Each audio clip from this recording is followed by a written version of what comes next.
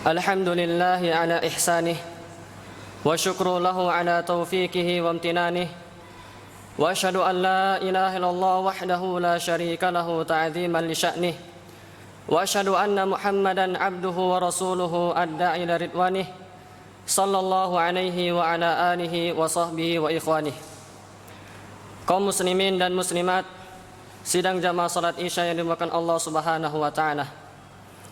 Walhamdulillah, puji dan syukur kita panjatkan kepada Allah Rabbul Alamin atas limpahan nikmat dan karunia Allah Subhanahu wa taala curahkan kepada kita semua hingga saat ini.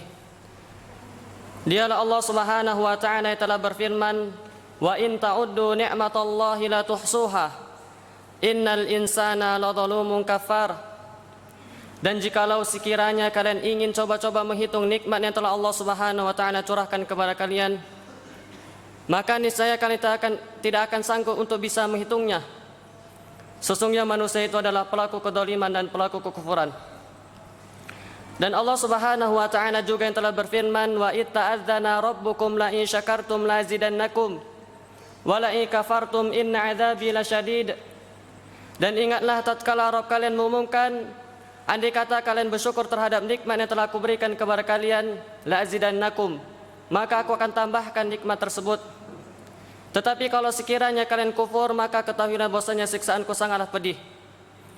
Kemudian salat dan salam tidak lupanya kita sanjung-sanjikan kepada junjungan kita Nabi besar Muhammad ibn Abdullah sallallahu wasallam alaihi, kepada keluarga beliau, para sahabat beliau, serta orang-orang yang senantiasa mengikuti beliau hingga akhir zaman. Kaum muslimin dan muslimat yang dimuliakan Allah Subhanahu wa taala, pada kesempatan yang berbahagia ini saya ingin menyampaikan sebuah nasihat untuk kita semua, terutama bagi saya pribadi. Dan tidaklah apa yang saya akan sampaikan ini kecuali dalam rangka merealisasikan perintah Allah Subhanahu wa taala. Sebagaimana Allah Subhanahu wa taala mengatakan dalam Al-Qur'an, "Wa dzakir fa inna dzikra tanfa'ul mu'minin."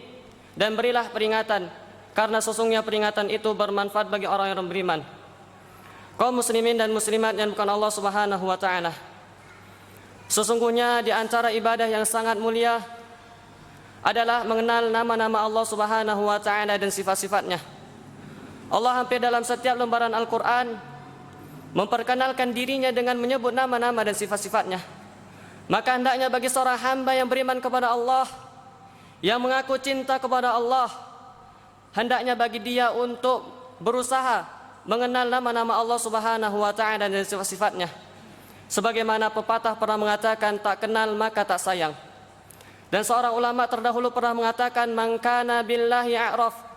Siapa yang paling mengenal Allah Subhanahu wa taala, kana minhu akhwaf, maka dia akan semakin takut kepada Allah.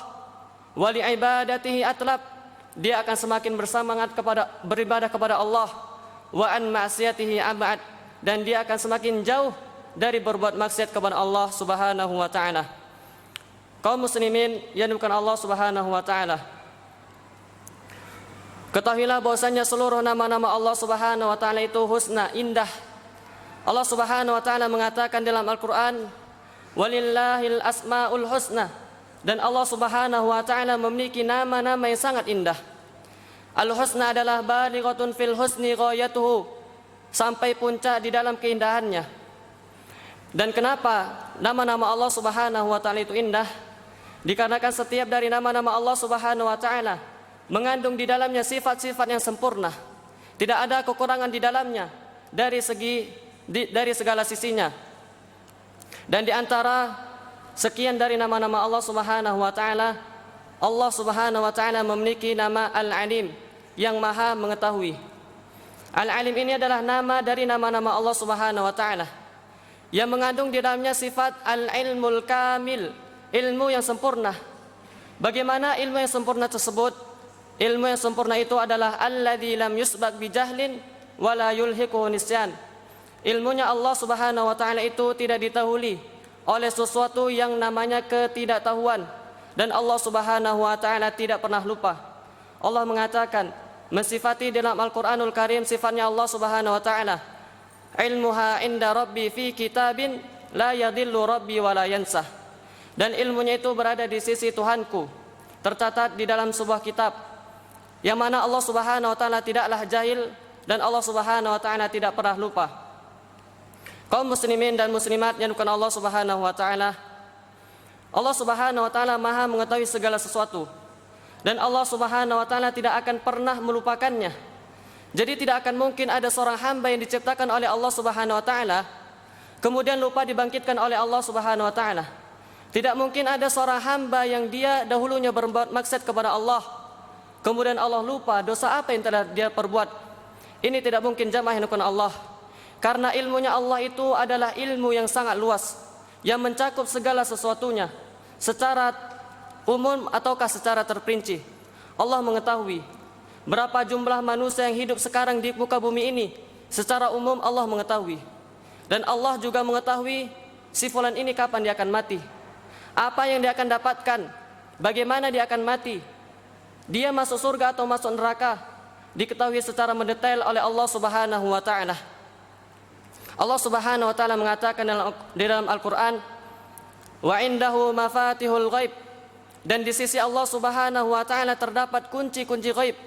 La ya'lamuha illahu. Tidak ada yang mengetahui kunci-kunci ghaib tersebut kecuali Dia.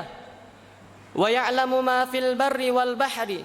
Dan Allah Subhanahu wa taala mengetahui apa yang ada di daratan dan apa yang ada di lautan. Berapa banyak ikan yang ada di lautan, Allah mengetahui semuanya. Berapa banyak pasir yang ada di lautan, Allah mengetahui semuanya. Berapa banyak semut yang ada di sarangnya, Allah Subhanahu wa taala mengetahui semuanya. Wa ma tasqutu min waraqatin illa ya'lamuha. Dan apa yang berguguran dari dedaunan, Allah mengetahuinya. Hutan semana luasnya hutan. Berapa banyak pohon yang ada di dalam hutan, itu diketahui oleh Allah Subhanahu wa taala setiap daun yang jatuh di hutan tersebut.